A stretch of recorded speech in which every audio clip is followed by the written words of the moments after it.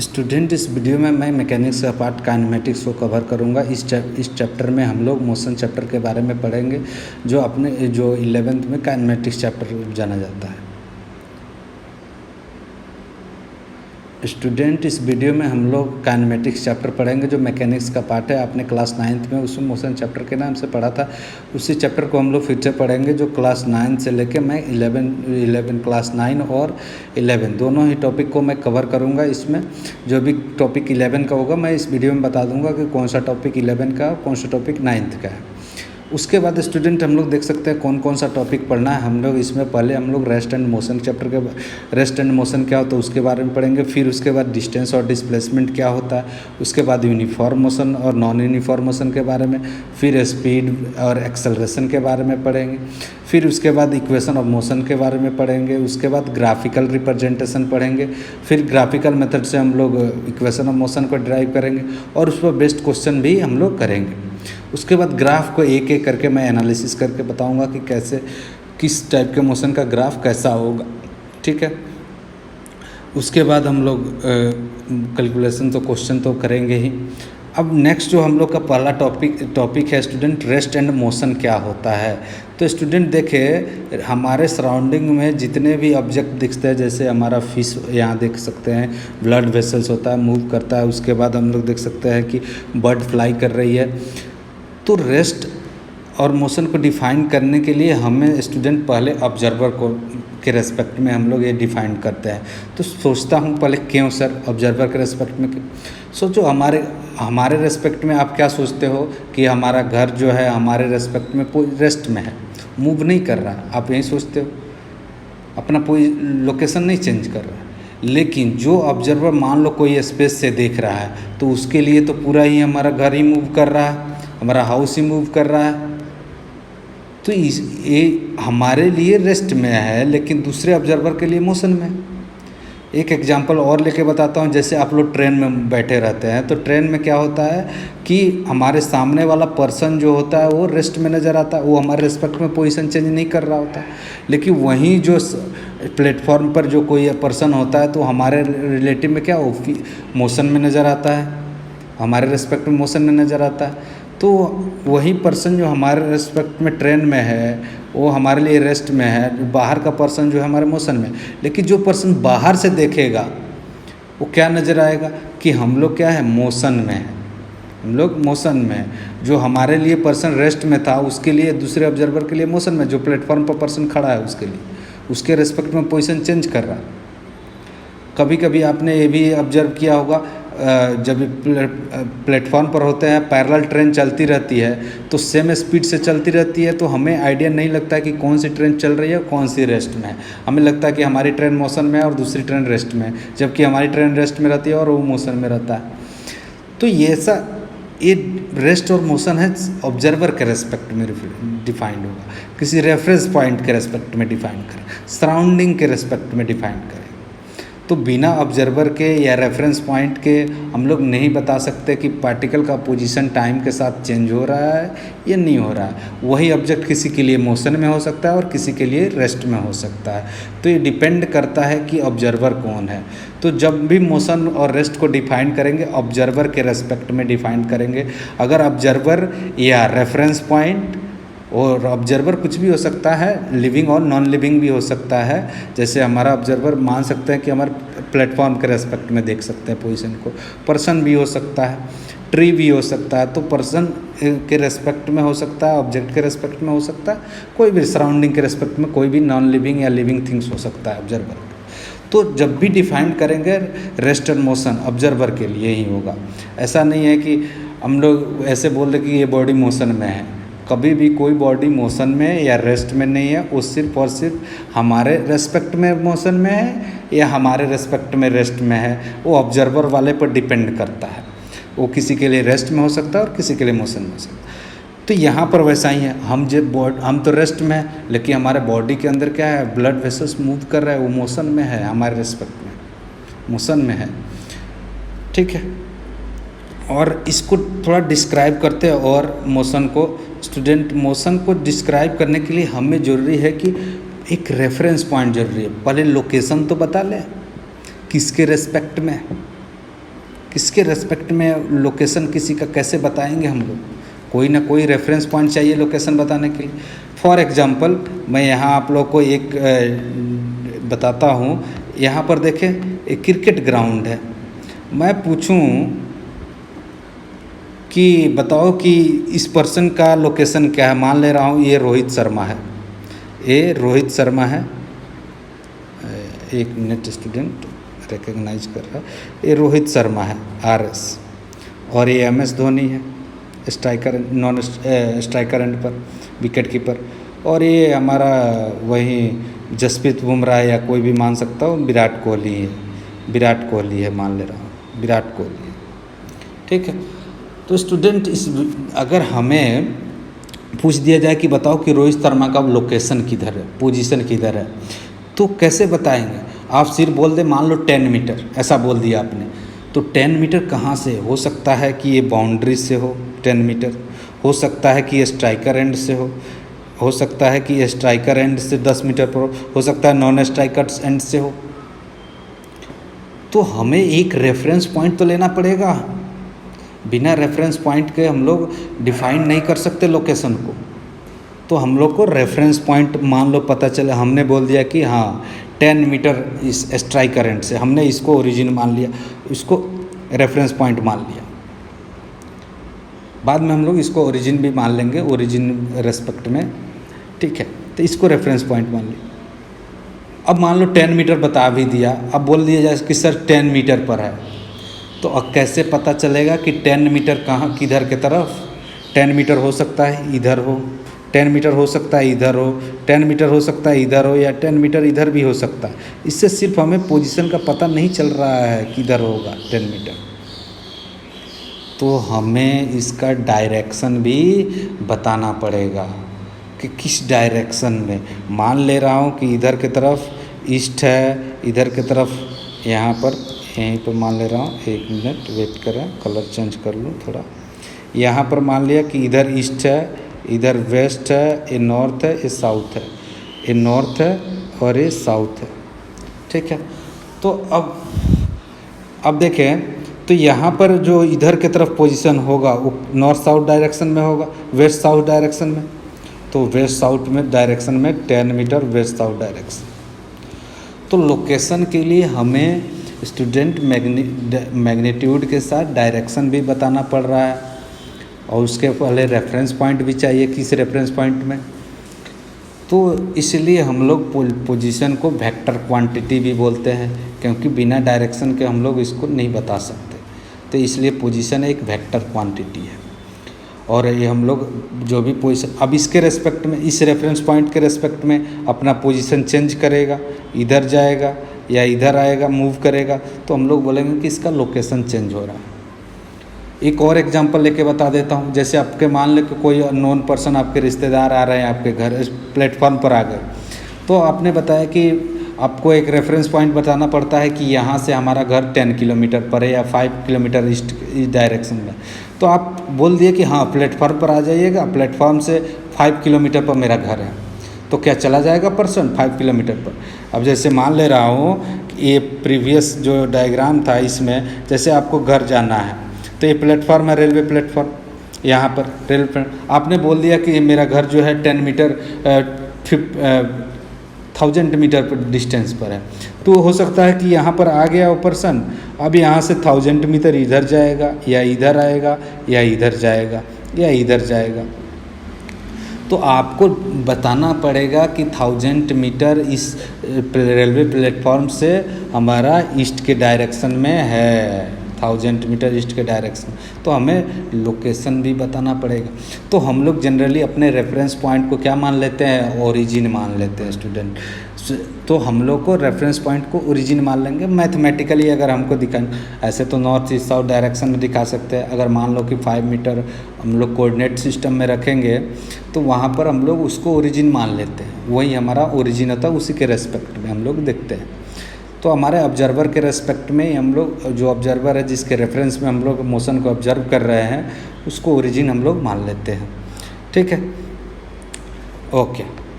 तो आप लोग को हमको समझ में आ गया होगा कि पोजीशन लोकेशन क्या चेंज होगा तो उसका बोलेंगे कि हम लोग मोशन टाइम के रेस्पेक्ट में अगर लोकेशन चेंज हो तो मोशन में है, और टाइम के साथ वो अपना पोजीशन चेंज नहीं कर रहा है, वहीं का वहीं है, तो रेस्ट में। ठीक है, बस ऑब्जर्वर के रेस्पेक्ट में। फॉर एग्जांपल जैसे यहाँ पर देखे स्टूडेंट, यहाँ पर मान ले रहा हूँ एक ट्री है, यहाँ पर एक ट्री है, तो इसका पोजीशन मान ले रहा हूँ इस ट्री से, ये ईस्ट डायरेक्शन है, ईस्ट डायरेक्शन मान ले रहा हूँ, ईस्ट नॉर्थ ईस्ट इधर मैंने मान लिया। ठीक है, ईस्ट डायरेक्शन मान लिया इधर की तरफ। अब इसका पोजीशन मान ले रहा हूँ यहाँ से x1 डिस्टेंस पर, x1 इसको कोऑर्डिनेट सिस्टम मान लेता हूँ, इसको कोऑर्डिनेट मान लिया, ओरिजिन इधर की तरफ मैं x एक्सिस मान ले रहा हूँ, तो x1 पोजीशन। बाद में इसका पोजीशन मान ले रहा हूँ स्टूडेंट x2 हो गया, इन टाइम t। तो स्टूडेंट ये टाइम के रेस्पेक्ट में अपना पोजीशन चेंज कर रहा। अगर टाइम बढ़ता और कार का पोजीशन यहीं का यहीं रहता, चेंज नहीं होता, तो हम बोलते रेस्ट में है। लेकिन ये टाइम बढ़ने के साथ साथ अपना पोजीशन चेंज कर रहा है, तो इसको हम लोग बोलेंगे कि मोशन में है, ऑब्जेक्ट मोशन में है। ठीक है, अब जो ये कितना डिस्टेंस कवर करेगा वो भी हम लोग कैलकुलेट करेंगे। तो इसको हम x1 पोजीशन हो गया, x2 हमारा ये दूसरा पोजीशन, फाइनल पोजीशन हो गया। ये इनिशियल पोजीशन रेस्पेक्ट में, हमारे ट्री के रेस्पेक्ट में या ओरिजिन के रेस्पेक्ट में, इसको ओरिजिन मान लिया, इसके रेस्पेक्ट में हमने पोजीशन देख लिया, फिर उसके बाद हमने फाइनल पोजीशन क्या है दोनों ही देख लिया। उसके बाद स्टूडेंट हम लोग क्या करेंगे, रेस्ट एंड मोशन का तो डिफिनीसन मैं लिख देता हूँ, आप लोग डिफिनीसन देख के अपना नोट्स बना सकते हैं। क्या है, a object is said to be in motion if it changes position with respect to surrounding and with time. तो अगर टाइम के चेंज होने के साथ अगर सराउंडिंग, यानी सराउंडिंग हम रेफरेंस को ले रहे हैं, रेफरेंस सराउंडिंग को लेके उसके रेस्पेक्ट में हम लोग देख रहे हैं, तो हम लोग बोलेंगे कि वो मोशन में है। जैसे moving car, buses, train, cricket ball, ये हमारे रेस्पेक्ट में मोशन में, हमारे रेस्पेक्ट में, सराउंडिंग के रेस्पेक्ट में मोशन में। ट्री के रेस्पेक्ट ले लें, स्कूल के रेस्पेक्ट में ले लें, या कोई भी ऑब्जर्वर के रेस्पेक्ट में ले लें, प्लेयर के रेस्पेक्ट में, मॉलिक्यूल्स ऑफ गैस, मॉलिक्यूल्स से सारे मोशन। और रेस्ट में कब करें, जब पोजीशन के रेस्पेक्ट में अपना चेंज नहीं कर रहा होगा, सॉरी ऑब्जर्वर के रेस्पेक्ट में अगर पोजीशन चेंज नहीं कर रहा, ऑब्जर्वर मैं मान ले रहा हूँ सराउंडिंग है हमारा, सराउंडिंग के आसपास को ले लिया वो रेफरेंस, तो उसके रेस्पेक्ट में अपना पोजीशन चेंज नहीं कर रहा, तो हम लोग बोलेंगे कि रेस्ट में है। ठीक है, तो रेस्ट एंड मोशन एक रिलेटिव टर्म है, ये डिपेंड करता है ओनली ऑब्जर्वर पर, मैंने ऑलरेडी डिस्कस कर चुका हूँ। अब देखिए, मोशन को स्टूडेंट कोऑर्डिनेट के रिक्वायरमेंट पर के बेसिस पर डिफाइन किया गया। तो कोऑर्डिनेट के रिक्वायरमेंट के बेसिस पर, जैसे मान लो किसी पार्टिकल का लोकेशन आपको डिनोट करना है, तो अगर ओनली जैसे कोऑर्डिनेट रिक्वायरमेंट होते हैं उसके लिए एक्स कोऑर्डिनेट, वाई कोऑर्डिनेट और जेड कोऑर्डिनेट रिक्वायरमेंट होगा। जैसे फॉर एग्जांपल मान ले रहा हूँ एक पार्टिकल है यहाँ पर, अब मैंने इसको, यहाँ पर एक ट्री है जिसको ओरिजिन मान लिया,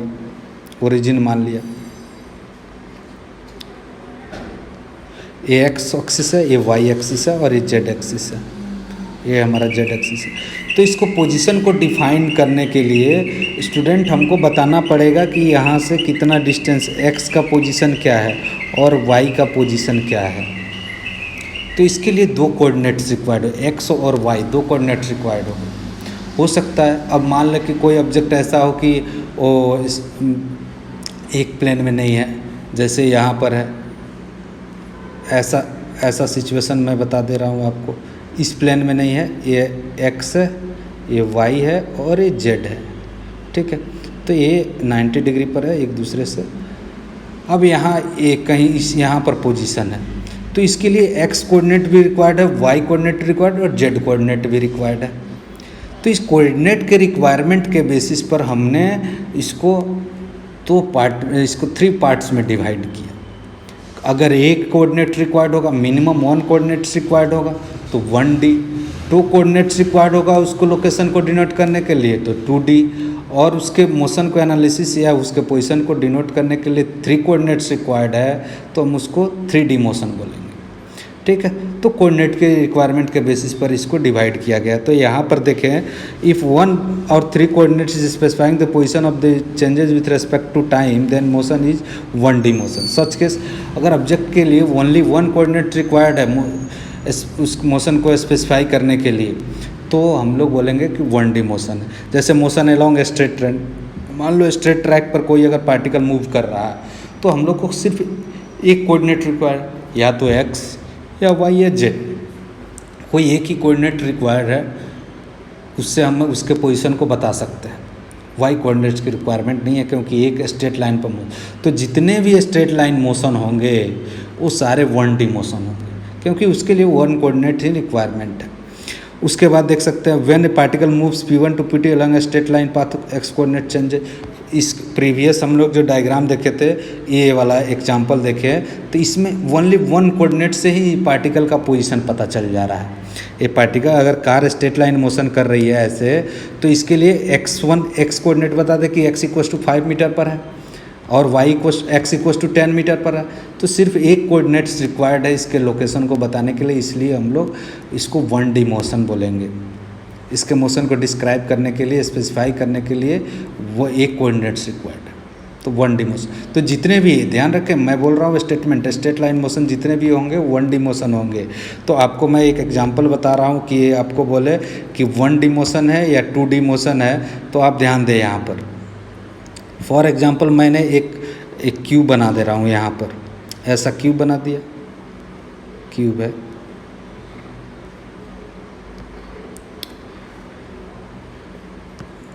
एक मिनट, एक क्यूब है ऐसे। अब यहाँ से मान ले रहा हूँ एक पार्टिकल यहाँ से गया यहाँ तक, यहाँ से यहाँ गया ऐसे। तो अब मैं पूछूं कि ये कौन सा मोशन है, 1D या 2D मोशन? तो आप ये 1D मोशन होगा। सर कैसे, हमारा तो एक्सिस है, तो हमारे पर डिपेंड करता है कि हम x एक्सिस किधर ले, y एक्सिस किधर ले।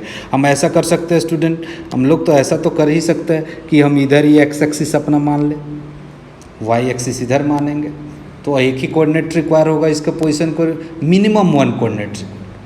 ऐसे तो मैक्सिमम 3 कोऑर्डिनेट रिक्वायर्ड। अगर मैं ओरिजिन इधर मानूंगा, x इधर, y इधर और z, x इधर, y इधर और z इधर मानूंगा, तो इसके 3 कोऑर्डिनेट्स रिक्वायर्ड है पोजीशन के लिए। तो हमसे पहला स्टेटमेंट इसमें ध्यान रखें, मिनिमम कितने कोऑर्डिनेट्स रिक्वायर्ड, तो मिनिमम 1 कोऑर्डिनेट से हमारा काम हो सकता है, तो इसलिए 1D मोशन हो। क्योंकि इधर की तरफ अगर पार्टिकल को रखेंगे, अपना ओरिजिन चूज कर लूँ x, y और z कोई भी एक, तो हमारा लोकेशन पता चल जाएगा। तो हम लोग को मिनिमम 1 कोऑर्डिनेट से रिक्वायर्ड है, इसलिए 1D मोशन है। ठीक है, 3D मोशन हो सकता था अगर हमको ये पहले से स्पेसिफाई किया गया रहता कि ये x एक्सिस है, y एक्सिस है और ये z एक्सिस है, तो बताओ कि अब ये कौन सा मोशन है, तो आप 3D मोशन बोलते।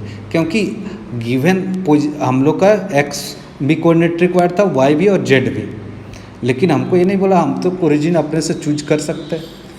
अगर पहले से कोऑर्डिनेट सिस्टम दिया रहता तब हमसे पूछता, तो उसके बेसिस पर हम लोग डिफाइन करते कितने कोऑर्डिनेट्स रिक्वायर्ड है। लेकिन स्ट्रेट लाइन मोशन हमारा 1D मोशन होगा आपसे पूछा जाए तो। 2D मोशन में अगर 2 कोऑर्डिनेट्स, मिनिमम 2 कोऑर्डिनेट्स रिक्वायर्ड है, मिनिमम 2 कोऑर्डिनेट्स। जैसे मान ले रहा हूँ कि ये हमारा x एक्सिस है, ऐसे x एक्सिस है, ये x है, ये y है, ऐसे। अब कोई इंसेक्ट ऐसे मूव कर रहा है, ऐसे मूव कर रहा है, तो इसके पोजीशन को डिफाइन करने के लिए कहीं भी स्टूडेंट 2 कोऑर्डिनेट्स हमें तो चाहिए ही, एक तो x कोऑर्डिनेट और एक y कोऑर्डिनेट चाहिए। एक मिनट स्टूडेंट, एक y कोऑर्डिनेट्स चाहिए इसके पोजीशन को डिफाइन करने के लिए, कहीं भी x, y 2 कोऑर्डिनेट्स चाहिए, तो इसको हम लोग बोलेंगे 2D मोशन, 2 कोऑर्डिनेट्स रिक्वायरमेंट। जैसे कोई भी इंसेक्ट क्राउलिंग कर रहा है, उसको बोल सकते हैं कि 2D मोशन है ना। अगर पहले से ओरिजिन दिया रहता, ऐसे बोल दिया रहता कि ये x एक्सिस है, ये x एक्सिस है, ये y एक्सिस है, अब बताओ कि एक पार्टिकल स्ट्रेट लाइन मोशन कर रहा है, ये कौन सा मोशन है, तो हम लोग बोलेंगे कि 2D मोशन है। लेकिन अगर हमसे कोऑर्डिनेट नहीं दिया गया, स्ट्रेट लाइन मोशन कर रहा है, तो कौन सा मोशन बोलेंगे, 1D मोशन बोलेंगे। ठीक है, जैसे हम लोग बोल सकते हैं motion of the object in horizontal and vertical circle. ऐसे कोई भी ऑब्जेक्ट अगर वर्टिकल सर्कुलर मोशन कर रहा है तो एक ऐसा मोशन होगा, ऐसा 1 कोऑर्डिनेट रिक्वायर्ड। ऐसे भी अगर कोई वर्टिकल कर रहा है तो सिर्फ y कोऑर्डिनेट्स रिक्वायर्ड है इसके पोजीशन को डिफाइन करने के लिए। अगर इसको टू कोऑर्डिनेट्स रिक्वायर्ड है इसके लिए, टू कोऑर्डिनेट्स एक्स और वाई, कहीं भी पोजीशन ले ले, अगर एक्स इसको मान ले रहा तो एक्स वाई, उसी तरह से यहाँ से मान ले तो इसका एक्स इधर के पोजीशन को डिनोट करने के लिए एक्स और वाई दोनों ही कोऑर्डिनेट्स रिक्वायर्ड है। ठीक है, दो कोऑर्डिनेट्स मिनिमम चाहिए, क्योंकि एक प्लेन में जो भी प्लेन में एक प्लेन में मोशन कर रहा है उसको हम लोग 2D मोशन बोलेंगे, एक प्लेन में मोशन। तो फॉर एग्जांपल हमारा अर्थ का मोशन जो है हमारा 3D मोशन होगा या 2D मोशन, आप बताएं स्टूडेंट। अर्थ का मोशन हमारा 2D होगा या 3D मोशन होगा? 2D मोशन होगा, क्योंकि हमारा एक प्लेन में वो मूव करता है ऐसे, हमारा सन हो रहा था इसके रेस्पेक्ट में मूव करता है एक प्लेन में, तो इसके लिए दो ही कोऑर्डिनेट्स रिक्वायर्ड है, एक्स और वाई कोऑर्डिनेट्स, है ना। अच्छा, एक बात और ध्यान रखें, हमारे सिलेबस में पॉइंट ऑब्जेक्ट की बात की जाती है। हम लोग पॉइंट ऑब्जेक्ट का मतलब क्या होता है, अगर पार्टिकल का जो डिस्प्लेसमेंट, पार्टिकल का जो डिस्टेंस कवर है, अगर पार्टिकल के रेस्पेक्ट में काफ़ी ज़्यादा है, पार्टिकल का रेस्पेक्ट में उसके हाइट लेंथ से काफ़ी ज़्यादा है, तो हम लोग बोल सकते हैं कि वो पॉइंट ऑब्जेक्ट है। जैसे फॉर एग्जांपल अर्थ जो है उसके डायमीटर के रेस्पेक्ट में उसका सरकमफ्रेंस काफ़ी ज़्यादा होता है, तो उसको हम लोग पॉइंट ऑब्जेक्ट मान सकते हैं। हम लोग ऐसे मूव करते हैं, मूव कर रहे हैं, जैसे कार मूव कर रही है, अब कार 10 किलोमीटर डिस्टेंस कवर कर गई, तो 10 किलोमीटर डिस्टेंस के रेस्पेक्ट में उसका 10 मीटर का डिस्टेंस काफ़ी, कितना हमारे कार 3 मीटर की कार होगी, तो उतनी कार तो हमारे लिए काफ़ी नेग्लिजिबल है, उसका डायमेंशन हम लोग नेगलेक्ट कर सकते हैं, उसके पॉइंट ऑब्जेक्ट मान।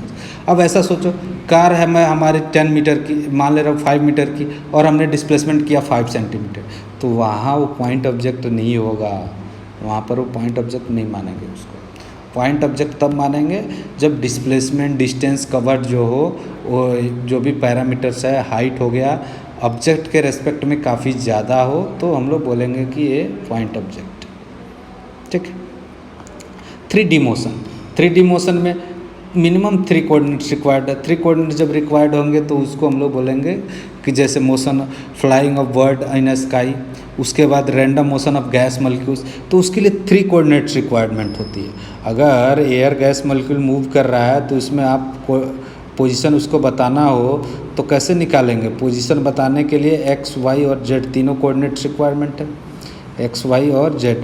जैसे यहाँ पर कोई ऐसे मॉलिक्यूल्स मूव कर रहा है तो इसके लिए एक्स कोऑर्डिनेट भी, वाई कोऑर्डिनेट्स भी रिक्वायर्ड, क्योंकि वो एक प्लेन में तो नहीं मूव करता, वो ऐसे एक प्लेन में भी मूव करता है, अप डाउन भी होता है।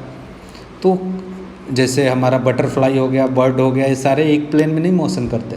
अगर एक प्लेन में मोशन करते तो 2D होते, दो ही कोऑर्डिनेट्स रिक्वायर्ड। लेकिन ये एक प्लेन में मूव भी कर सकते हैं और ऊपर नीचे भी मूव करते हैं, जैसे एयर मॉलिक्यूल्स हो गए, तो 3 कोऑर्डिनेट्स रिक्वायर्ड है, तो 3D मोशन बोलेंगे। ठीक है। अब बात करते हैं स्टूडेंट डिस्टेंस और डिस्प्लेसमेंट की बात करते हैं हम लोग। डिस्टेंस क्या होता है, डिस्प्लेसमेंट क्या होता है ना। डिस्टेंस डिस्प्लेसमेंट की बात तो करेंगे स्टूडेंट, लेकिन हाँ, जैसे फॉर एग्जांपल डिस्टेंस जो होता है ना, एक्चुअल जो पाथ कवर करता है पार्टिकल, अगर एक्चुअल जो पाथ कवर करता है उसको डिस्टेंस बोलते हैं। जैसे यहाँ पर कोई पार्टिकल है स्टूडेंट, तो ऐसे गया, ऐसे, तो ये वाला जो पाथ कवर किया गया, ये वाला जो ऐसे पार्टिकल गया और यहाँ पर गया, तो ये जो पाथ कवर किया इसको हम लोग डिस्टेंस, इसका जो लेंथ होता है उसको हम लोग बोलते हैं डिस्टेंस। और डिस्प्लेसमेंट जो होता है ना, वो होता है shortest distance between initial and final position. Object कैसे गया है उस पर डिपेंड नहीं करेगा, डिस्प्लेसमेंट उस पर डिपेंड नहीं करता, सिर्फ इनिशियल और फाइनल पोजीशन पर डिपेंड करता है, फाइनल पोजीशन।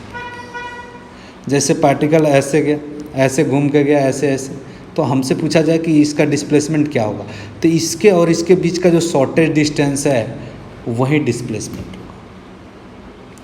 और डिस्प्लेसमेंट एक वेक्टर क्वांटिटी है स्टूडेंट, वेक्टर क्वांटिटी, इसमें हमें डायरेक्शन भी बताना पड़ता है। जैसे यहाँ से कोई पोजीशन पर आप जाएं, कोई भी पोजीशन पर, तो आप स्ट्रेट लाइन पाथ नहीं कवर कर रहे, तो डिस्टेंस अलग अलग हो सकता है किसी के लिए। जैसे आपने मान लो कि हमको यहाँ से दिल्ली जाना है, तो दिल्ली से जाने का बहुत सारा रूट है, तो डिफरेंट रूट करके जाएंगे। लेकिन यहाँ से अगर कोई प्लेन डायरेक्ट सीधे दिल्ली जाती है, तो यहाँ से जो शॉर्टेस्ट डिस्टेंस होगा बिल्कुल स्ट्रेट, वो हमारा डिस्प्लेसमेंट होगा। लेकिन जो डिफरेंट डिफरेंट पाथ कर सकते हैं, डिस्टेंस अलग भी हो सकता है लेकिन डिस्प्लेसमेंट हमेशा सेम रहेगा। और पार्टिकुलर डायरेक्शन भी इसका रहता है कि ईस्ट डायरेक्शन में है या वेस्ट डायरेक्शन में है, या कोऑर्डिनेट सिस्टम का यूज करके हम लोग डायरेक्शन दिखाएं, लेकिन हमें डायरेक्शन बताना पड़ेगा कि किधर की तरफ है। तो एक वेक्टर क्वांटिटी है। इसमें यहाँ पर देखें तो ऐसा भी हो सकता कि ऐसे पाथ मूव करके यहाँ चला जाए, तो डिस्टेंस अलग हो सकता है, डिस्प्लेसमेंट सेम होगा, डिस्टेंस अलग भी हो सकता है। ठीक है, तो डिस्टेंस से कोई लेना देना नहीं है डिस्प्लेसमेंट का, कि डिस्प्लेसमेंट डिस्टेंस ज़्यादा होगा तो डिस्प्लेसमेंट ज़्यादा होगा, ऐसा कुछ नहीं है। ठीक है, कोई रिलेशन नहीं है डिस्टेंस और डिस्प्लेसमेंट। डिस्टेंस का यूनिट जो होता है वो मीटर होता है, उसको लेंथ में हम लोग मीटर में ऐसा यूनिट मीटर होता है। जैसे फॉर एग्जांपल हमने यहाँ पर एक ऑब्जेक्ट है, इसमें हमने ओरिजिन मान लिया, यहाँ पर इसका पोजीशन एक्स वाई कोऑर्डिनेट से हम लोग उसको डिनोट कर लेंगे। अब यहाँ से मूव करके यहाँ चला गया, पार्टिकल यहाँ से मूव करके यहाँ चला गया, तो ये ऐसे गया और ऐसे मूव करके आया यहाँ पर। ठीक है, ऐसे मूव करके गया, तो यहाँ पर देखे पोजीशन जो है अपना चेंज किया, और ये वाला पाथ हमारा डिस्टेंस हो जाएगा, और ये शॉर्टेस्ट डिस्टेंस हो रहा है इस पार्टिकुलर डायरेक्शन में, ये हमारा डिस्प्लेसमेंट होगा। Final position minus initial position, ये हमारा डिस्टेंस होगा, और डिस्प्लेसमेंट ये हमारा डिस्टेंस हो जाएगा, और ये भी जो होगा डिस्प्लेसमेंट पार्टिकुलर डायरेक्शन इसके साथ इंक्लूडेड रहता है, वेक्टर क्वांटिटी है। ऐसा सिर्फ मैग्नीट्यूड बताने से इसमें वर्क नहीं होगा, इसमें हमें डायरेक्शन, लेकिन डिस्टेंस में हमें सिर्फ मैग्नीट्यूड बताना, न्यूमेरिकल वैल्यू बता देने से ही हमारा वर्क हो जाता है। ठीक है, अब देखो फॉर एग्जांपल यहाँ भी एक कोऑर्डिनेट सिस्टम ले लो, तो यहाँ पर एक पार्टिकल है, यहाँ पर है इसका पोजीशन, इसको r1 बोल रहा हूँ, ये ओरिजिन है हमारा एक्स कोऑर्डिनेट के रेस्पेक्ट में। कार यहाँ चली गई तो इसका पोजीशन r2 हो गया, ये ओरिजिन के रेस्पेक्ट में हम लोग मेजर करेंगे।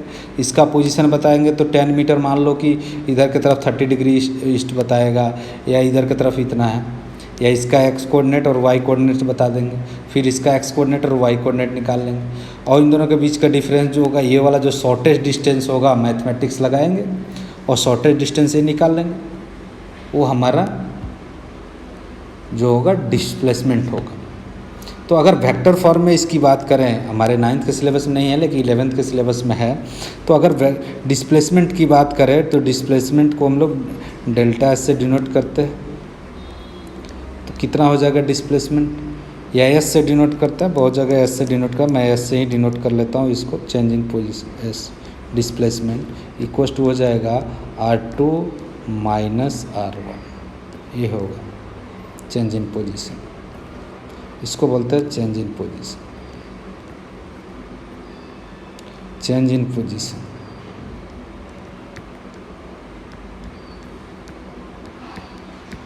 चेंज इन पोजीशन, ठीक है।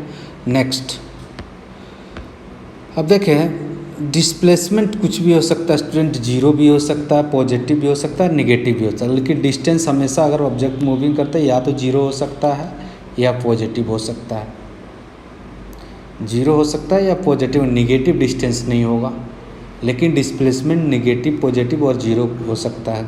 डिस्टेंस स्केलर क्वांटिटी है, उसका कोई डायरेक्शन हमको जरूरत नहीं है, सिर्फ मैग्नीट्यूड बता देने से हमारा वर्क हो जाता है, लेकिन डिस्प्लेसमेंट में मैग्नीट्यूड्स के साथ डायरेक्शन बताना पड़ता है। डिस्प्लेसमेंट की बात कर लेते हैं। अगर मान ले रहा हूँ कि एक पार्टिकल है, यहाँ पर हमने यहाँ से थ्रो किया स्टूडेंट, है ना, तो यहाँ से फिर ऐसे वापस आएगा, ये गिरेगा, एक ही प्लेन में मैं बात करूँ तो ये 1D मोशन तो होगा ही, कि सिर्फ ओनली वाई कोऑर्डिनेट्स रिक्वायरमेंट है इसके लिए, तो 1D मोशन हो गया। उसके बाद हम लोग को लिए डिस्प्लेसमेंट निकालना, तो अपने ही पोजीशन पर आके यहाँ से गया और यहीं पर आ गया, तो पोजीशन क्या हो जाएगा, डिस्प्लेसमेंट स्टूडेंट जीरो होगा, यहाँ पर डिस्प्लेसमेंट जीरो होगा, डिस्प्लेसमेंट जीरो होगा, ठीक है। अब सर्कुलर पाथ में कोई ऑब्जेक्ट मूव कर रहा है ऐसे, तो यहाँ से स्टार्ट किया और फिर यहीं पर पहुँच गया, ऐसे गया और ऐसे आ गया, तो डिस्प्लेसमेंट जीरो हो गया, डिस्प्लेसमेंट जीरो हो जाएगा, लेकिन डिस्टेंस जीरो नहीं होगा।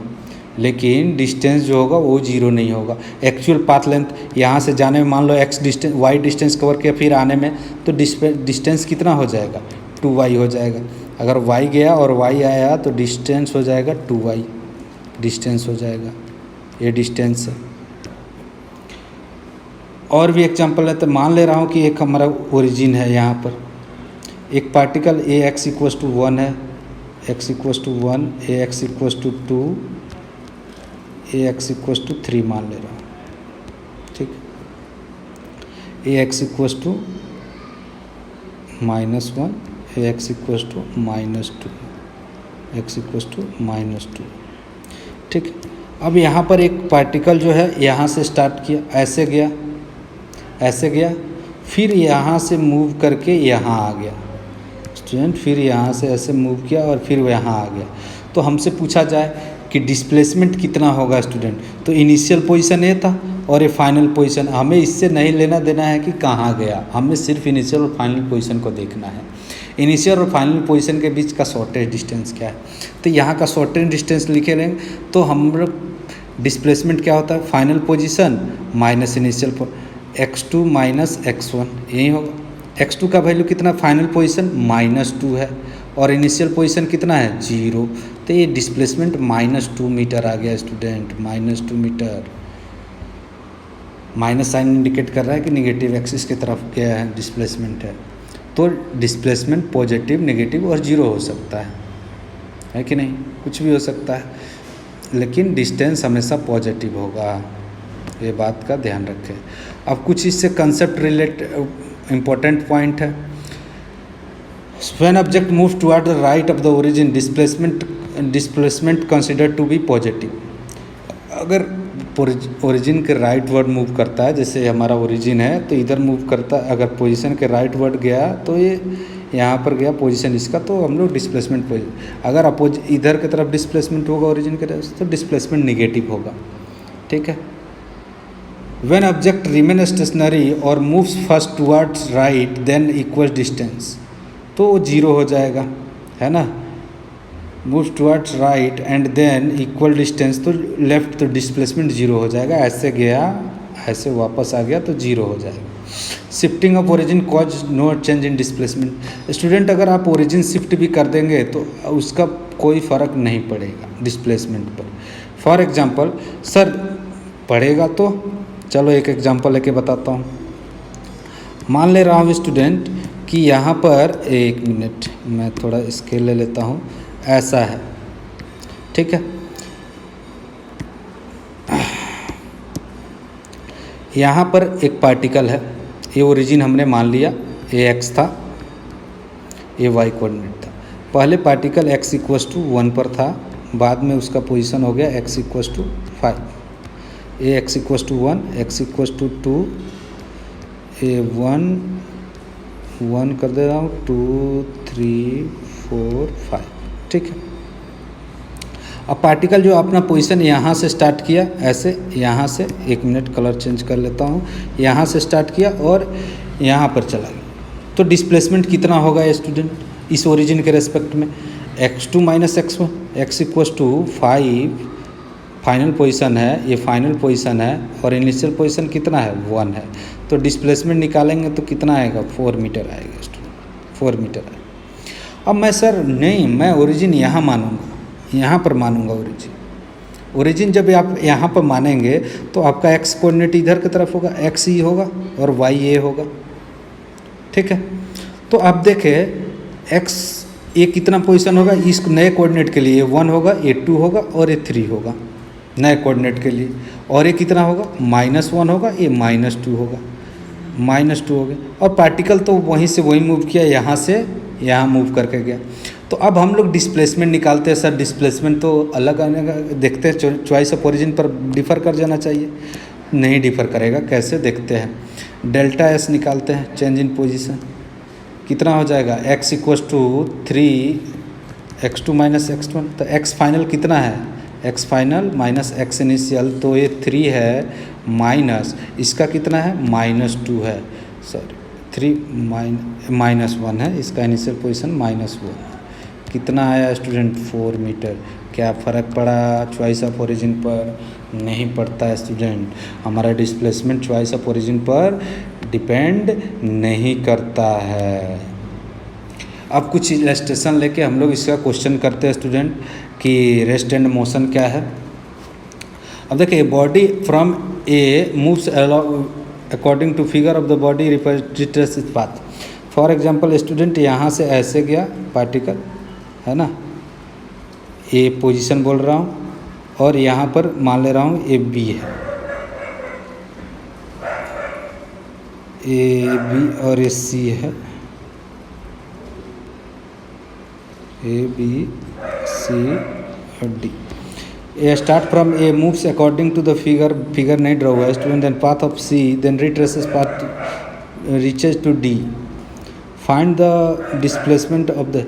अब स्टूडेंट मान ले रहा हूँ कि यहाँ से यहाँ गया, तो हमारा डिस्प्लेसमेंट ये मान ले रहा हूँ 5 मीटर है, और ये मान ले रहा हूँ 4 मीटर है स्टूडेंट। यहाँ से यहाँ तक ये 4 मीटर है, ये 1 है, x = 1 है। तो हमें डिस्प्लेसमेंट कितना हो जाएगा? ऐसे गया और वापस आया स्टूडेंट, तो टोटल डिस्टेंस कितना कवर करेगा? 9 मीटर डिस्टेंस हो जाएगा, 9 मीटर। और डिस्प्लेसमेंट की बात करेंगे स्टूडेंट तो होगा 1 मीटर, 1 मीटर, क्योंकि यहाँ से स्टार्ट किया और यहाँ पर आ गया। तो यहाँ से फाइनल पोजीशन और इनिशियल पोजीशन को ही सिर्फ देखना है, हमें टोटल डिस्टेंस को नहीं देखना है ना।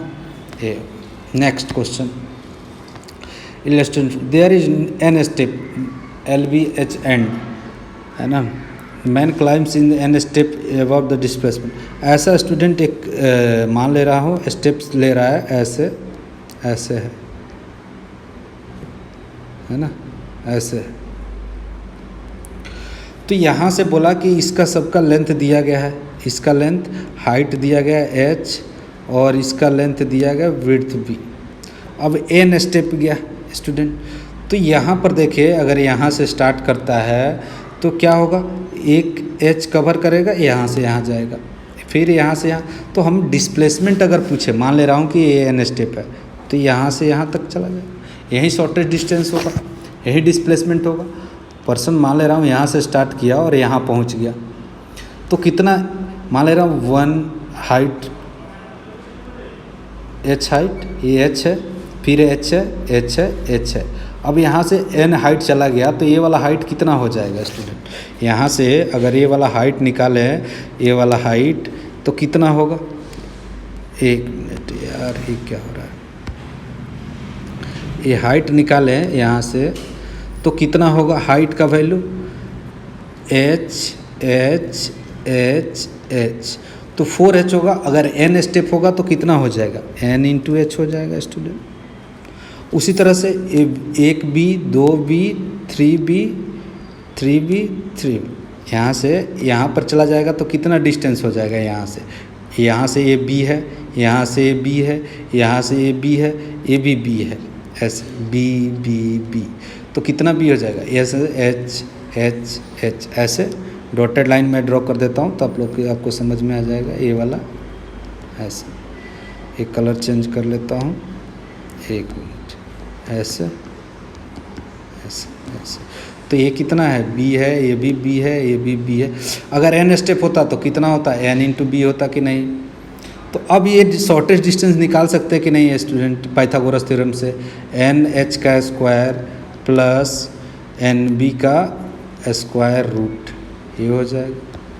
ये हमारा डिस्प्लेसमेंट होगा, का मैग्नीट्यूड होगा, और डायरेक्शन, जो डिस्प्लेसमेंट का डायरेक्शन होगा इस डायरेक्शन में होगा। अगर कोई रेफरेंस दिया रहेगा तो उसके रेस्पेक्ट में हम लोग बता करें, ठीक है। नेक्स्ट हमसे बेसिक क्वेश्चन करते हैं, उसके बाद हम लोग अच्छे क्वेश्चन करेंगे student. A particle moves A to B comes back then goes from C, find out the displacement. यहाँ से ऐसे गया, यहाँ गया, यहाँ आया, तो डिस्टेंस कितना होगा? Find distance and displacement of the jet. ऐसे गया और यहाँ से यहाँ आ गया स्टूडेंट, तो क्या होगा? डिस्प्लेसमेंट 0 होगा।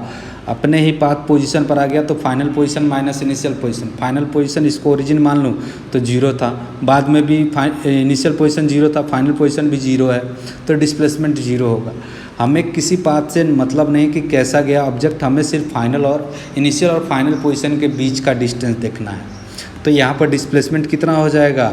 डिस्प्लेसमेंट हो जाएगा स्टूडेंट 0, और डिस्टेंस कितना हो जाएगा, अगर मान ले रहा हूँ ए है ए बी है तो ये हमारा डिस्टेंस कितना हो जाएगा, इसको निकाल सकते पाइथागोरम से A square plus B square का रूट। तो डिस्टेंस हो जाएगा A plus B plus under root A square plus B square, ये हमारा डिस्टेंस हो जाएगा। ये डिस्टेंस है हमारा, ठीक है। नेक्स्ट क्वेश्चन है student, if wheel of radius इतना मीटर फॉरवर्ड रिवॉल्व्स। अब क्वेश्चन ये अच्छा है, आप लोग को पहले ट्राई करना है, उसके बाद मैं बताऊंगा कि कैसे होगा। एक ऐसा व्हील है स्टूडेंट, ऐसा व्हील है, ऐसा रोड है। अब इसके अबाउट ऐसे रोल कर रहा है, ऐसे रोल कर रहा है। अब हाफ रोल किया, मान ले रहा हूँ यहाँ पर एक डॉट बना दे रहा हूँ, एक पॉइंट बना दे रहा हूँ, डॉट कलर चेंज, यहाँ पर एक डॉट बना दिया। अब हाफ रिवॉल्यूशन करके यहाँ पर ऐसे पहुँच गया, मान ले रहा हूँ ऐसे पहुँच गया। अब हमसे पूछा जाए कि डिस्प्लेसमेंट बताओ, तो रोल किया होगा, ऐसे रोल करके गया, तो ये वाला पॉइंट कहाँ पहुँच गया होगा, यहाँ। तो डिस्प्लेसमेंट कितना होगा, ये होगा। तो स्टूडेंट ये वाला डिस्टेंस तो रेडियस आर है, तो ये डिस्टेंस तो 2r हो जाएगा। और ये वाला डिस्टेंस कितना होगा, हाफ रिवॉल्यूशन किया। अब सोचो स्टूडेंट, कोई भी अगर पार्टिकल यहाँ से फुल रिवॉल्यूशन करके यहाँ चला जाए तो कितना डिस्टेंस ट्रेवल करेगा, इसका जितना सरकमफ्रेंस होता है, जितना सरकमफ्रेंस होगा उतना ही डिस्टेंस चला जाएगा। अगर ये पार्टिकल यहाँ से स्टार्ट हुआ है, यहाँ तक पहुँचेगा तो ये कितना डिस्टेंस ट्रेवल करेगा, 2πr, जितना सरकमफ्रेंस है 2πr डिस्टेंस कवर करेगा स्टूडेंट, 2πr करेगा। तो ये कितना हो जाएगा, 2πr/2 यानी πr हो जाएगा। तो अब ये डिस्प्लेसमेंट कितना होगा, यही डिस्प्लेसमेंट होगा shortest distance between initial and final position. तो आप लोग इसको निकाल सकते हैं स्टूडेंट, पाइथागोरस थ्योरम लगाए हैं तो πr का स्क्वायर प्लस 2r का स्क्वायर का रूट है ना। अब इसको आप लोग सॉल्व कर सकते हैं, आर स्क्वायर दोनों में कॉमन है तो r बाहर आ जाएगा, तो पाई स्क्वायर प्लस 4 का रूट हो जाएगा, ये आंसर हो जाएगा। अगर रेडियस 1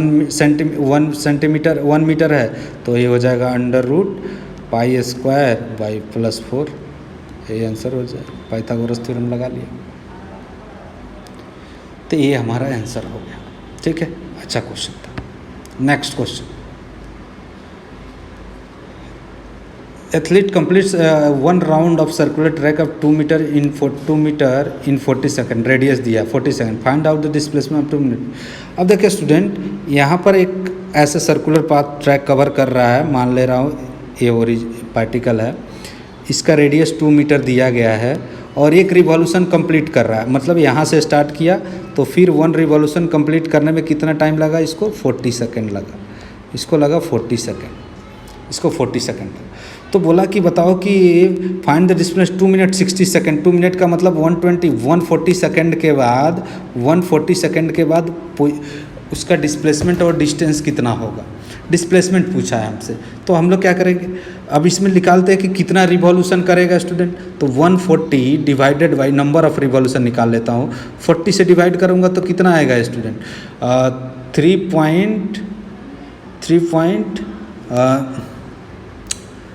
3.2 हाफ 3.5 हो जाएगा, ऐसे 3.5। तो इसका मतलब क्या है स्टूडेंट कि एक बार यहाँ से यहाँ गया, फिर दूसरा बार गया यहाँ पहुँच गया, तीसरा बार यहाँ पहुँच, चौथा बार जब गया तो यहाँ पर आधा रिवॉल्यूशन गया 3.5, यहाँ पर पहुँच गया, वो यहाँ पर पहुँच गया 3.5 में। तो डिस्प्लेसमेंट क्या होगा स्टूडेंट, 2r के इक्वल होगा। 2r किसके इक्वल है, r हमारा 4 मीटर, ये आंसर हो जाएगा मैग्नीट्यूड इसकी, ये आंसर होगा। नेक्स्ट क्वेश्चन, ये बहुत अच्छा क्वेश्चन है, इसको पहले ट्राई करना उसके बाद आंसर देखना है। बोला है कि एक पार्टिकल है, मान ले रहा हूँ कि ये ईस्ट है, एक मिनट स्टूडेंट, कलर चेंज कर लेता हूँ, थोड़ा कलर चेंज कर लूँ, एक ही कलर से पढ़ा के बोर हो जाता है आदमी। मान ले रहा हूँ कि ये स्टूडेंट ऐसा है पोजीशन, ठीक है। क्वेश्चन में बोला कि ये ईस्ट है, ये ईस्ट नॉर्थ साउथ वेस्ट बोल दिया। अब एक पार्टिकल है, किधर की तरफ, नॉर्थ के गया 30 मीटर, कलर चेंज, 30 मीटर गया नॉर्थ की तरफ, इधर की तरफ 30 मीटर, यहाँ से मान ले रहा हूँ 30 मीटर। फिर गया 20 मीटर वेस्ट के ईस्ट के तरफ, ऐसा क्वेश्चन में दिया। फिर 30√2 गया साउथ वेस्ट। अब यहाँ पर साउथ वेस्ट, इधर ईस्ट है, इधर नॉर्थ है, इधर साउथ है और इधर वेस्ट है इसके रेस्पेक्ट में। अब इसके रेस्पेक्ट में साउथ वेस्ट देखेंगे तो साउथ वेस्ट किधर की तरफ, इसके बीचों बीच इधर की तरफ कहीं होगा, ऐसे होगा, क्योंकि साउथ वेस्ट का मतलब क्या है 45 डिग्री एंगल विथ वेस्ट और साउथ। यहाँ से 45 डिग्री वेस्ट के साथ भी एंगल बना रहा है और 45 डिग्री साउथ के साथ भी एंगल बना रहा है। तो यहाँ पर ये 45 डिग्री हो गया और इसके साथ 45 डिग्री, तो ये एंगल कितना बनाएगा 45 डिग्री। ये भी एंगल कितना होगा 45 डिग्री। 45 डिग्री तो सर इधर की तरफ भी तो हो सकता था, नहीं स्टूडेंट, अगर आप 45 डिग्री करें तो ये अगर 20 मीटर है, ये 20 मीटर है तो इसको भी 20 मीटर होना पड़ेगा। अगर ये 20 मीटर है तो तभी तो tan 45 equal to perpendicular divide by base 1 होगा, नहीं तो ये पॉसिबल ही नहीं होगा। इधर ले लेंगे तो ये तो 30 तो यही है, इधर आएगा, यहाँ से अगर पास करा देंगे तो 30 डिवाइड बाई 20 तो 1 नहीं होगा, 1 से ज़्यादा हो जाएगा। लेकिन हमारा tan 45 का वैल्यू कितना होता है 1 होता है, परपेंडिकुलर डिवाइड बाई बेस। तो इसको कितना होना पड़ेगा, ये 20 होगा तभी 45 डिग्री एंगल बन जाएगा। तो ये 45, तो ये कितना हो जाएगा, ये 20 मीटर हो जाएगा, तो ये कितना बचा 10 मीटर। तो ये 45 है तो ये भी कितना होगा 45, ये 45 हो जाएगा। तो ये 10 मीटर है तो ये भी कितना होगा 10 मीटर, तो ये एंगल हो जाएगा 10 मीटर वेस्ट। ये बहुत अच्छा क्वेश्चन था, पूछा गया है बहुत सारा कॉम्पिटिटिव एग्जाम में, 10 मीटर वेस्ट होगा। ठीक है, नेक्स्ट क्वेश्चन। अगर कोई पार्टिकल है स्टूडेंट 40 मीटर नॉर्थ गया, मान ले रहा हूँ ऐसा है, यहाँ पर नॉर्थ साउथ वेस्ट ईस्ट बना लेता हूँ ताकि आपको अच्छे से समझ में आएगा। 3D का क्वेश्चन है। ये मान लिया कि ये हमारा ईस्ट है, ये हमारा साउथ की तरफ ना, ईस्ट इसको मान ले रहा हूँ, ईस्ट इसको मान लिया, नॉर्थ हमारा इधर है और वेस्ट इधर है और साउथ इधर है। ठीक है, ये साउथ है। तो पार्टिकल का पोजीशन कैसे चेंज हो रहा है स्टूडेंट, वो गया कितना 40 मीटर नॉर्थ गया, 40 मीटर नॉर्थ, यार नॉर्थ हमको यहाँ बना, फिर इतना मीटर साउथ एंड देन इतना मीटर फ्लाइट। एक गलत क्वेश्चन हो गया प्रिंट स्टूडेंट। एक क्वेश्चन गया ईस्ट होना चाहिए, यहाँ पर 40 मीटर ईस्ट कर लेता हूँ, 40 मीटर ईस्ट गया ऐसे, ये 40 मीटर ईस्ट, फिर वो 30 मीटर साउथ गया ऐसे, ये 30 मीटर साउथ गया। तो स्टूडेंट और फिर उधर के अपवर्ड कितना गया, ऐसे अपवर्ड गया हमारा 1200 मीटर, 1200 मीटर। तो हमसे डिस्प्लेसमेंट पूछा है, तो डिस्प्लेसमेंट क्या होगा, ये वाला होगा, ये वाला डिस्प्लेसमेंट होगा।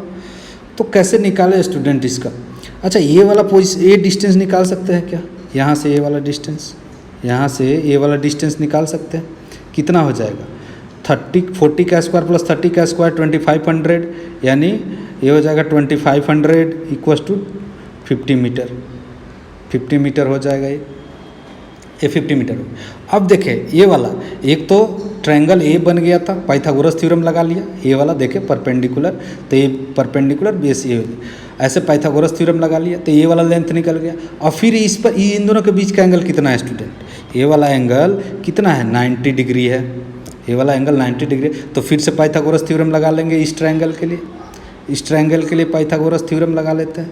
तो क्या हो जाएगा, ये हो गया पाइथागोरस थ्योरम लगाएंगे यहाँ से यहाँ तक ऐसे, तो ये हमारा परपेंडिकुलर हो जाएगा, ये बेस हो जाएगा 50 का स्क्वायर प्लस 1200 का स्क्वायर।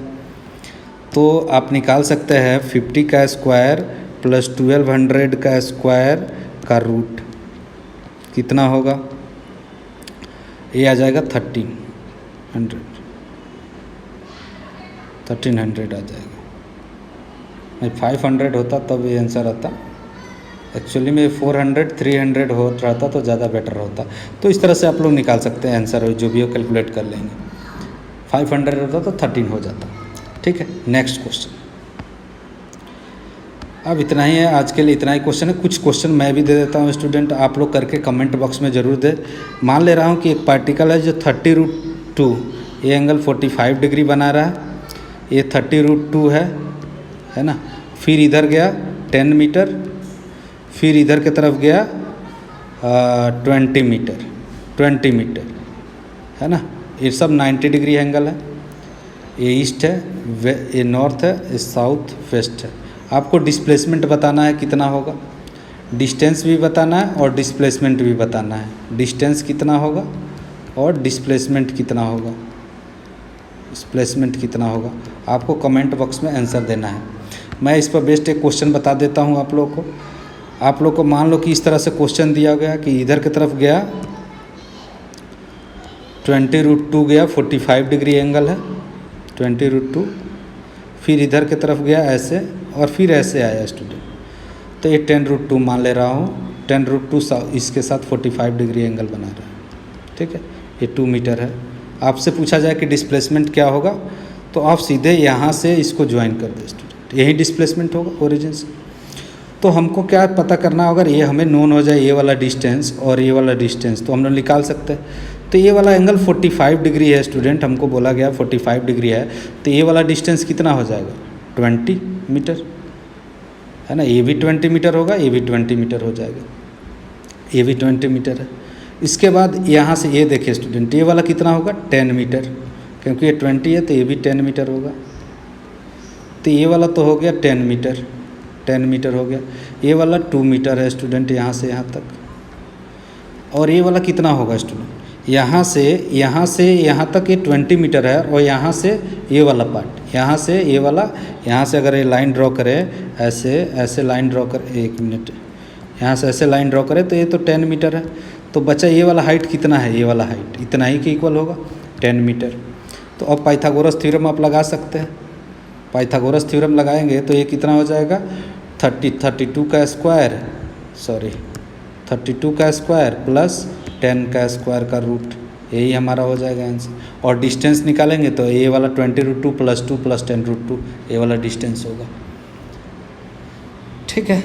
तो इस तरह से आप लोग कैलकुलेट कर सकते हैं, और इसको वेक्टर फॉर्म में भी कर सकते हैं स्टूडेंट। अगर डिस्प्लेसमेंट हमको निकालना हो वेक्टर फॉर्म में, तो कभी कभी क्या होता है, हमको पोजीशन वेक्टर इस तरह से दिया रहेगा। जैसे डिस्प्लेसमेंट पोजीशन वेक्टर देगा x1 = या r1 = इस तरह से पोजीशन वेक्टर देगा कि एक पार्टिकल r = इतना 3i cap plus 4j cap पर, पार्टिकल का फाइनल पोजीशन r2 = हो गया 6j कैप 6i कैप, ये i कैप है, i cap plus 8j cap. Find displacement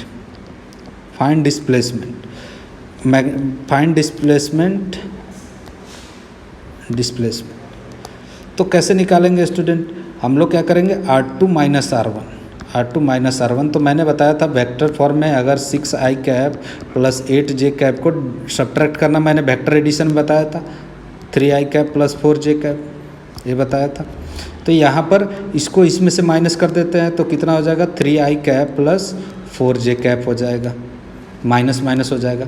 तो हमसे अगर डिस्प्लेसमेंट का मैग्नीट्यूड पूछा जाए, डिस्प्लेसमेंट का मैग्नीट्यूड क्या होगा, चेंज इन पोजीशन का मैग्नीट्यूड, तो दोनों का स्क्वायर बताया था, x कंपोनेंट का स्क्वायर 3 का स्क्वायर प्लस 4 का स्क्वायर का रूट, ये हो जाएगा 5 मीटर आंसर, ये डिस्प्लेसमेंट हो जाएगा। और वेक्टर हमें डायरेक्शन भी निकाल सकते हैं, हम लोग डायरेक्शन निकालना भी मैंने बताया था, है कि नहीं। तो इस तरह से हम लोग क्वेश्चन को कर सकते हैं। डायरेक्शन आप निकाल सकते हैं tan θ अगर x एक्सिस के साथ निकालना हो तो tan θ परपेंडिकुलर 4/3 हो जाएगा, ये हमारा एंगल निकल जाएगा। इससे थीटा का वैल्यू 4/3 कितना होता है, tan 53 डिग्री = 4/3 होता है, तो थीटा का वैल्यू 53 डिग्री होगा, 3753 डिग्री, ये आंसर हो जाएगा। इस पर बेस्ड और भी स्टूडेंट क्वेश्चन पूछे जाते हैं, इस पर बेस्ड काफ़ी क्वेश्चन बनते हैं, है ना। अगर 3 कोऑर्डिनेट्स दिया रहता ऐसा कि r1 = xi cap plus yj cap, x1i cap plus y1j cap plus y2 y3 yj cap plus z1 k cap, r2 = ऐसे बोलता x2i cap plus x2i cap plus y2j cap plus z3k cap, Z2 k cap. अब हमको बताओ कि displacement कितना होगा। तो कुछ नहीं करना है स्टूडेंट, R2 माइनस R1 कर देंगे ऐसे, R2 माइनस R1, तो ये हो जाएगा x2 minus x1 i cap, y2 minus y1 j cap, y2 minus y1 j cap plus Z2 minus Z1 k cap, ऐसे हो जाएगा। अब मैग्नीट्यूड पूछा जाए, इसकी मैग्नीट्यूड R2 माइनस R1 का मैग्नीट्यूड पूछा जाए तो क्या होगा स्टूडेंट, इसका स्क्वायर कर देंगे, under root x2 minus x1 का स्क्वायर, x2 माइनस x1 का square plus y2 minus y1 का square plus Z2 minus Z1 का स्क्वायर का मैग्नीट्यूड निकालेंगे। ये हमें मैग्नीट्यूड दे देगा। ये वेक्टर फॉर्म में हमारा डिस्प्लेसमेंट आया, क्योंकि डिस्प्लेसमेंट एक वेक्टर क्वांटिटी है। उसके बाद स्टूडेंट कभी कभी हमें ऐसा भी क्वेश्चन देखने को मिल सकता है, ओरिजिन कोऑर्डिनेट सिस्टम में दिया है, को बोलेगा कि एक पार्टिकल है जो इसका पोजीशन है, इसका पोजीशन है 3i कैप 3,4, बाद में इसका पोजीशन हो गया, उसका कोऑर्डिनेट दिया रहेगा आपको कि कोऑर्डिनेट हो गया 8,12 कोऑर्डिनेट हो गया, फाइनल पोजीशन ये बताएगा। तो बताओ कि डिस्प्लेसमेंट कितना हुआ। तो डिस्प्लेसमेंट निकाल सकते हैं। कोऑर्डिनेट को स्टूडेंट अगर एक्स आई कैप कोऑर्डिनेट अगर डिनोट करेंगे तो पोजीशन यहाँ होगा 3 और y4, तो इसको ऐसे भी तो लिख सकते हैं, ये एक्स एक्सिस है वाई एक्सिस है, तो ये 3,4 है, तो इसको ऐसे लिख सकते हैं। मैंने वेक्टर में बताया भी था कि 3i cap plus 4j cap, मतलब अगर कोई पार्टिकल 3 इधर की तरफ चले और 4 इधर, तो ये इस पोजीशन पहुंच जाएगा। और डिस्प्लेसमेंट फाइनल कहाँ पहुंच गया, x का वैल्यू 8 और y का वैल्यू 12, यहाँ पर कहीं पहुंच गया मान ले रहा हूँ। तो यहाँ पर स्टूडेंट x कोऑर्डिनेट कितना हो जाएगा 8 और y कोऑर्डिनेट कितना हो जाएगा 12, तो इसको ऐसे भी लिख सकते हैं 8i cap plus 12j cap, मतलब x एक्सिस के अलॉन्ग 8 चले और y एक्सिस के अलॉन्ग 12, तो हमारा वैल्यू निकल जाएगा इतना। अब डिस्प्लेसमेंट पूछेगा स्टूडेंट तो क्या होगा, ये वाला होगा। तो डिस्प्लेसमेंट अगर निकाले तो यही तो होगा डिस्प्लेसमेंट, तो ये वाला डिस्टेंस निकाल सकते हैं स्टूडेंट। 8 माइनस कितना हो जाएगा, ये 3 था ना, तो 8 माइनस 3 हो जाएगा। और ये वाला y कोऑर्डिनेट कितना हो जाएगा 12 माइनस ये वाला यहाँ से यहाँ 12 है, और ये वाला कितना है 12, ये वाला डिस्टेंस 12 है और ये वाला डिस्टेंस हमारा 4 है, y कोऑर्डिनेट 4 है, तो ये वाला डिस्टेंस 12 माइनस 4 हो जाएगा। अब निकाल सकते हैं स्टूडेंट, 12 माइनस 4 है, निकाल सकते हैं, तो कितना आएगा, ये वाला 5 हो जाएगा, 5 का स्क्वायर पाइथागोरस थ्योरम लगा सकते हैं आप, ये हो जाएगा 8 का स्क्वायर प्लस 5 का स्क्वायर का रूट, 8 का स्क्वायर प्लस 5 का स्क्वायर का रूट, ये हमारा हो जाएगा आंसर। अगर वेक्टर फॉर्म में भी निकालेंगे तो कैसे लिख सकते हैं स्टूडेंट, इसको 8i कैप, तो R2 माइनस R1 लिखेंगे स्टूडेंट, तो कैसे लिखेंगे आप लोग 8i cap plus 12j cap minus कितना लिखेंगे 3i cap plus 4j cap, ऐसे लिखेंगे।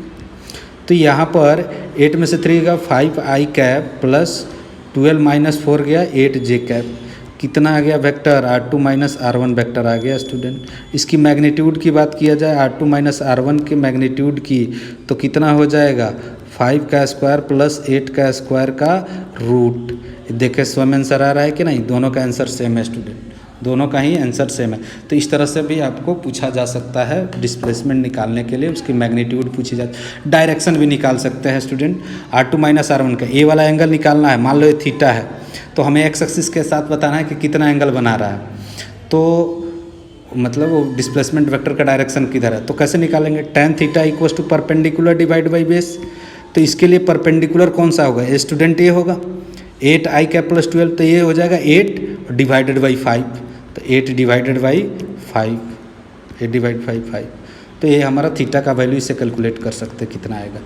या वेक्टर से भी निकाल सकते हैं, R2 माइनस R1 मैंने बताया था कि परपेंडिकुलर कंपोनेंट 8 डिवाइड बाई 5 इससे भी आ रहा है, ये भी tan थीटा इक्वल्स टू ऐसे निकाल लें, दोनों का मैग्नीट्यूड, तो दोनों से सेम ही आंसर आएगा, वेक्टर से निकाले या कोऑर्डिनेट से निकाले, दोनों से सेम आंसर आ रहा है। ठीक है स्टूडेंट, तो आज के लिए इतना ही।